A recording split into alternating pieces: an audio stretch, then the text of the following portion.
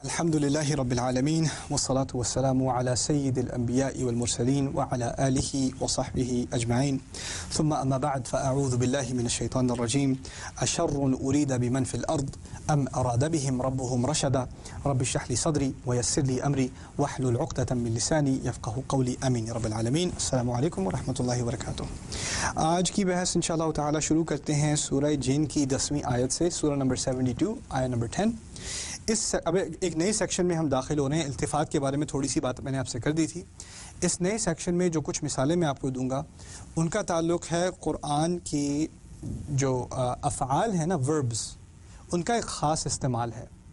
Verbs کے بارے میں، افعال کے بارے میں کچھ ابتدائی باتیں میں آپ سے کر دوں۔ کچھ 4 ڈیمنشنز ہیں وربز کی، چار باتیں ہیں جو آپ کو سمجھنے کی ضرورت ہے افعال کے بارے میں۔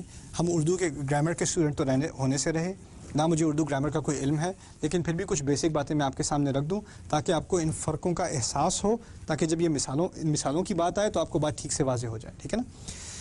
پہلی بات کہ فعل میں ہوتا ہے یا تو صیغہ ہوتا ہے ماضی کا یا حال کا یا مستقبل کا۔ میں نے کھایا، ماضی کی بات، میں کھا رہا ہوں، حال کی بات، میں کھاؤں گا، مستقبل کی بات، ٹھیک ہے نا۔ تو 3 صیغے ہوتے ہیں، ماضی، حال اور مستقبل۔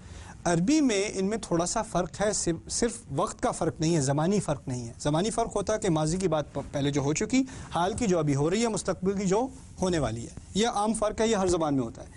عربی میں جو ایک مزید تھوڑا سا فرق ہے وہ یہ ہے کہ ماضی کی بات اس وقت کی جاتی ہے جب کوئی کام ایک دفعہ ہوا ہو، جب کوئی کام ایک دفعہ ہوا ہو، اور حال کی بات، حال کا صیغہ اس وقت استعمال کیا جاتا ہے جب کوئی کام بار بار ہو رہا ہو، اسے مضارع کہتے ہیں، جو بار بار ہو رہا ہو۔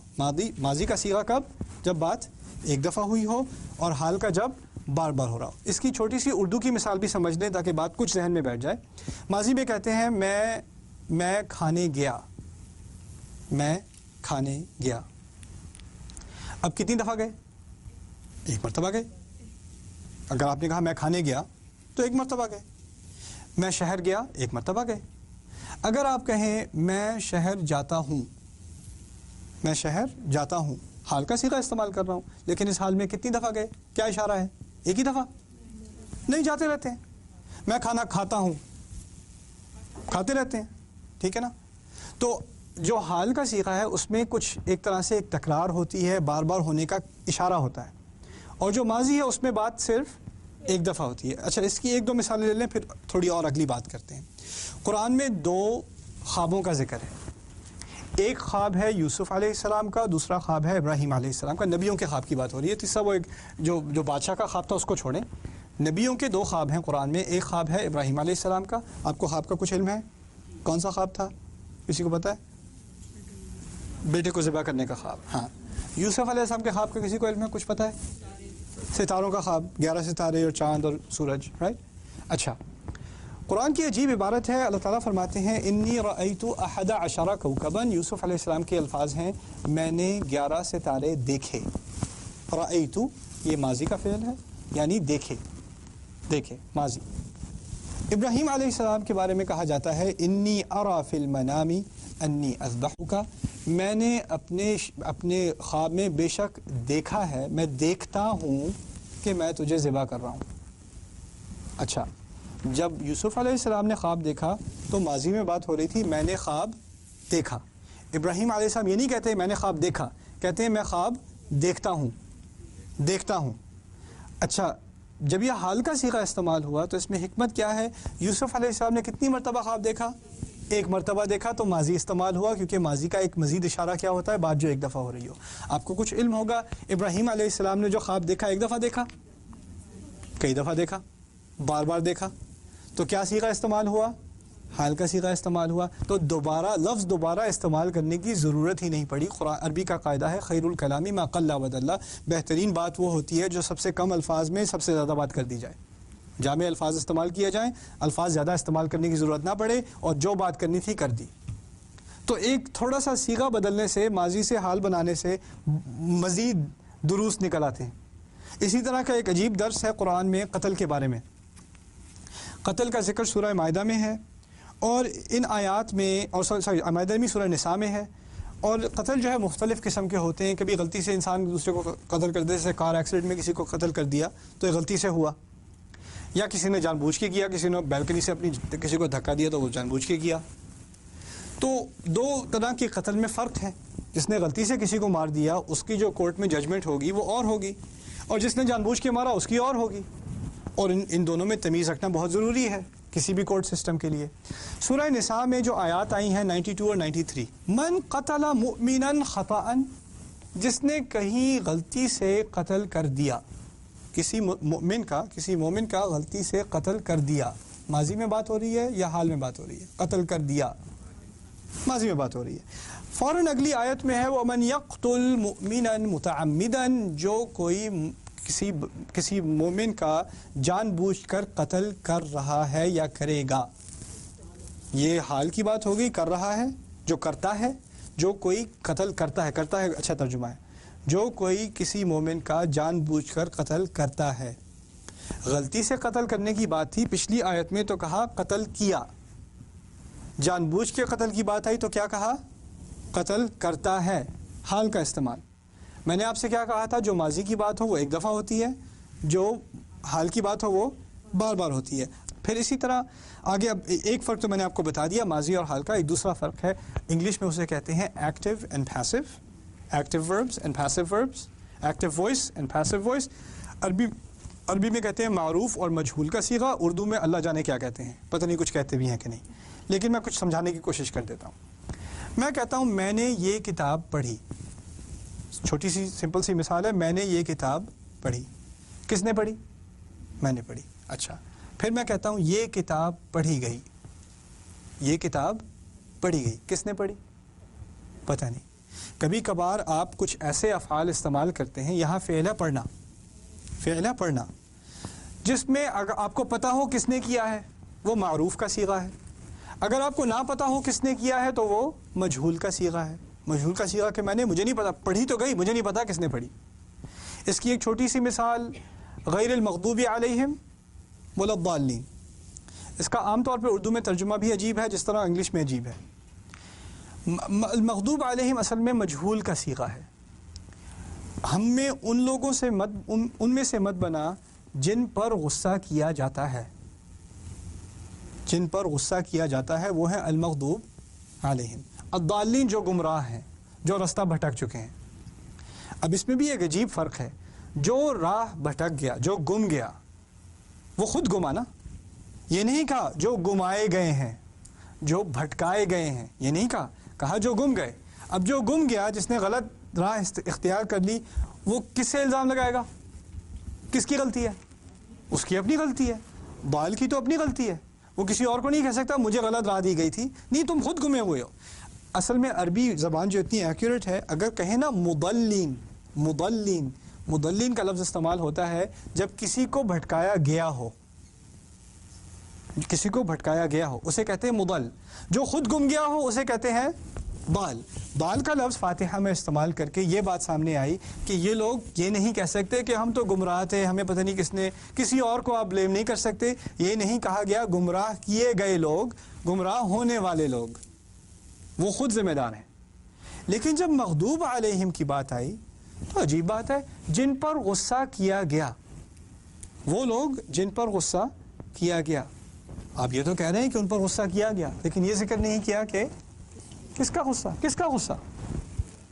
اور دوسرا سوال جو آپ نے بھی پوچھا, کس لیے غصہ, وہ بھی تھوڑی سی بحث ہو جائے گی اس پہ بھی. پہلے یہ سوچ لیں کس کا غصہ. جب آپ کہیں یہ بچہ, اس بچے کی پٹائی ہوئی, اس کی پٹائی کی گئی, کیا پتا کس نے کی؟ نہیں پتا. ہو سکتا ہے ماں نے کی, ہو سکتا ہے باپ نے کی, ہو سکتا ہے 5-6 دوستوں نے مل کے کی, ہمیں نہیں پتا. یہ مجہول ہے. مجہول یعنی ہمیں نہیں علم, ہم جاہل ہیں, ہمیں یہ نہیں علم کس نے کی. مغضوب علیہم میں ایک فائدہ تو یہ نکلتا ہے کہ اللہ تعالیٰ نے اپنے آپ کا ذکر نہیں کیا, اور یہ اللہ تعالیٰ کے غصے کی تعبیر ہے کہ وہ اپنا ذکر بھی ان لوگوں کے ساتھ نہیں کرنا چاہتا, بس یہ کہتا ہے کہ ان پر غصہ کیا گیا. دوسرا فائدہ یہ کہ یہ صرف اللہ تعالیٰ کے غصے کی بات نہیں ہے. جب اگر آپ کہیں کہ یہ کتاب پڑھی گئی, تو یہ ممکن ہے کہ ایک سے زیادہ نہیں پڑھی, ممکن ہے کہ نہیں. اگر آپ کہیں میں نے پڑھی تو پھر کس نے پڑھی؟ صرف میں نے پڑھی. اگر کہوں پڑھی گئی تو ہو سکتا ہے میں نے بھی پڑھی, آپ نے بھی پڑھی, میرے چچا نے بھی پڑھی, میری ساس نے بھی پڑھی, سب نے پڑھی, ٹھیک ہے نا. ان پر غصہ کیا گیا، ان لوگوں پر غصہ کیا گیا. کیا ممکن ہے کہ ایک سے زیادہ کا غصہ ہے؟ ممکن تو ہے. اس امکان کی وجہ سے اسے عربی میں کہتے ہیں التوسع فی المعنی، معنی کو وسیع کرنا. قرآن میں فاتحہ کے بارے میں انشاءاللہ آخر میں کچھ باتیں کریں گے، لیکن ابھی ایک چھوٹی سی بات سمجھا دوں. میرے 2 بیٹے ہیں، عماد ولید. عماد بڑا ہے، ولید چھوٹا ہے. میں عماد سے کہتا ہوں کہ عماد بیٹا میں ذرا گاڑی میں جا رہا ہوں، مجھے کچھ کام کرنا ہے، میں 10 منٹ میں واپس آتا ہوں. یہ جو میز پہ بسکٹ رکھے ہیں نا، یہ مت کھانا. میز پہ بسکٹ رکھے ہیں، مت کھانا. میں جا رہا ہوں، ابھی 10 منٹ میں آتا ہوں. اب عماد بڑا ہے، سمجھتا ہے. میں نے کہا سمجھ آ گئی، کیا نہیں کرنا، ذرا دہرا دو میرے لیے. ابا صوفے پہ بیٹھنا ہے، بسکٹ نہیں کھانے. ٹھیک ہے، شاباش. اب ولید جو ہے چھوٹا، وہ اوپر ہے، اس نے یہ نہیں سنا، ولید نے نہیں سنا. اب میں 10 منٹ بعد واپس آیا تو ولید اور عماد صاحب دونوں حضرات صوفے پہ بیٹھے بسکٹ کھا رہے ہیں. دونوں غلط کر رہے ہیں، لیکن میرا غصہ کس پہ جائے گا؟ عماد پہ جائے گا. کیوں؟ اسے پتا تھا. ولید تو کہتے میں گمراہ تھا.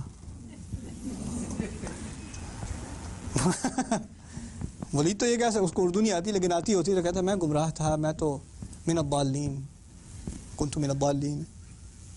لیکن اگر مجھے غصہ آئے گا تو کس پہ آئے گا؟ عماد پہ. اور اس کی وجہ کیا ہے؟ کہ اس کے پاس ہے علم. جس کے پاس علم ہو اور پھر بھی عمل نہ کرے تو اس پہ تو غصہ آنا چاہیے. آپ کو میں نے ٹیسٹ دیا، آپ کو اس کے جواب بھی دے دیے، آپ پھر بھی فیل ہو گئے، آپ پہ تو غصہ آنا چاہیے. سمجھ میں آتی ہے نا بات؟ اب جس کو نہیں پتا وہ ضال ہے، وہ پھر بھی غلط کر رہا ہے، لیکن کم از کم اس پر غصہ نہیں ہے، اس پر غصہ نہیں ہے. اب رسول صلی اللہ علیہ وسلم کی حکمت سمجھیں. جب اس آیت کی تشریح کرتے ہیں تو کہتے ہیں اگر تمہیں مغضوب علیہم اور الضالین سمجھنا ہے تو المغضوب علیہم کی اعلیٰ مثال ہے یہود اور الضالین کی اعلیٰ مثال ہے نصارہ. لیکن اللہ تعالیٰ نے اگر صرف یہود اور نصارہ ہی کی بات کرنی ہوتی تو لکھا ہوتا قرآن میں غیر الیہود ولا النصارہ. قرآن میں لکھا ہے غیر المغضوب علیہم ولا الضالین، لیکن دونوں کی ایک کیس سٹڈی ہے. ایک کیس سٹڈی ہے یہود، دوسری کیس سٹڈی ہے نصارہ. اچھا یہود کا کیا مسئلہ ہے؟ علم کی کمی ہے. علم کی تو کوئی کمی نہیں. کمی ہے تو کہاں ہے؟ عمل میں ہے. جس کے پاس علم ہو اور عمل نہ کرے، علم ہونے کے باوجود اس پہ غصہ آتا ہے کہ نہیں آتا؟ دیکھو ذرا المغضوب علیہم، بڑی لاجیکل بات ہے. اور جو بیچارے غلط کام کر رہے ہیں لیکن انہیں پتہ بھی نہیں غلط کام کر رہے ہیں کیونکہ وہ کیا ہیں؟ گمراہ ہیں. وہ نصارہ کی مثال ہے. اس کو تو پتہ بھی نہیں بیچارے بائبل میں کیا ہے، اس کو خود بائبل کا نہیں پتا اسے. ان کو تو صدیاں گزر گئیں کہ بائبل پڑھنا ایلیگل تھی، منع تھی. جو پڑھ لے اسے مار دیا جائے گا. وہ پڑھائے گا تمہیں، چرچ پڑھائے گا تمہیں. وہ ضال ہو گئے، وہ گمراہ ہو گئے. اسی تو غیر المغضوب علیہم ولا الضالین، علم ہونے کی وجہ سے، ہونے کے باوجود عمل نہ کرے، وہ مغضوب علیہم. اچھا اس کی ایک آخری مثال چھوٹی سی میں دے دوں جس کا تعلق ادب سے ہے. قرآن ادب سکھاتا ہے. جن کی ایک جماعت تھی، اس کی کہانی انشاءاللہ میں کبھی اور کسی اور حلقے میں آپ کو بتاؤں گا. جن کی ایک جماعت تھی جنہوں نے قرآن کو سنا، گزر رہے تھے، ایک ان کا گروہ گزر رہا تھا، رسول صلی اللہ علیہ وسلم قرآن پڑھ رہے تھے، وہ ذرا ایک اپنی جگہ کھڑے رہ گئے. فلما حضروہ انصتوا، جب وہ اس کی حاضری میں تھے، قرآن کی حاضری میں تھے تو خاموش کے خاموش رہ گئے. فلما قضی ولوا الی قومہم منذرین، جب قرآن پڑھا جا چکا تب وہ اپنی قوموں کے پاس گئے ان کو خبردار کرنے. ایک خطبہ سننے کے بعد، ایک کچھ تھوڑی سی آیات سننے کے بعد وہ مسلمان بھی ہو گئے اور دائی بھی ہو گئے. اچھا اب ان جنوں کے بارے میں انہوں نے ایک تقریر کی، جنہوں نے مسلمان ہونے کے بعد کچھ باتیں کہیں، اور وہ باتیں اتنی خوبصورت ہیں کہ اللہ تعالیٰ نے ان کو نازل کر دیا اور سورہ جن کا حصہ بنا دیا. سورۃ الجن میں ان کی کچھ باتوں کا ذکر ہے.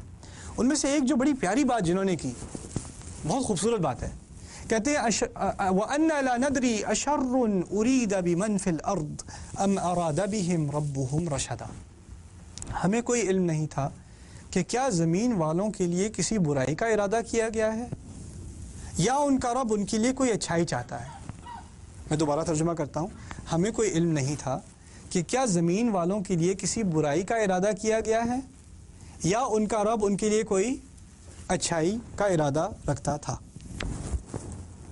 اب 2 ارادوں کا ذکر ہے، اچھائی کا ارادہ اور برائی کا ارادہ. جب اچھائی کے ارادے کی بات آئی تو کہتے ہیں کہ کیا ان کے رب نے ان کے لیے کوئی اچھائی رکھی تھی، کسی اچھائی کا ارادہ رکھا تھا. رب کا لفظ سنا آپ نے. جب برائی کی بات کی تھی جب برائی کی بات کی تھی تو کیا یہ کہا تھا کہ ہمیں نہیں معلوم تھا کہ کیا ان کے رب نے ان کے لیے کوئی برا ارادہ رکھا تھا؟ یہ سنا آپ نے ترجمے میں؟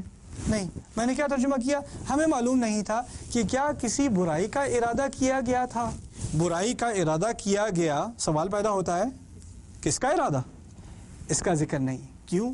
کیونکہ انہیں ابھی سے علم ہے، لا الہ الا اللہ کہنے کے فوراً بعد علم ہے کہ جب برائی کا لفظ استعمال ہو تو اپنے رب کا ذکر نہیں کرنا چاہیے، جب اچھائی کا لفظ استعمال ہو تو رب کا ذکر کرنا چاہیے.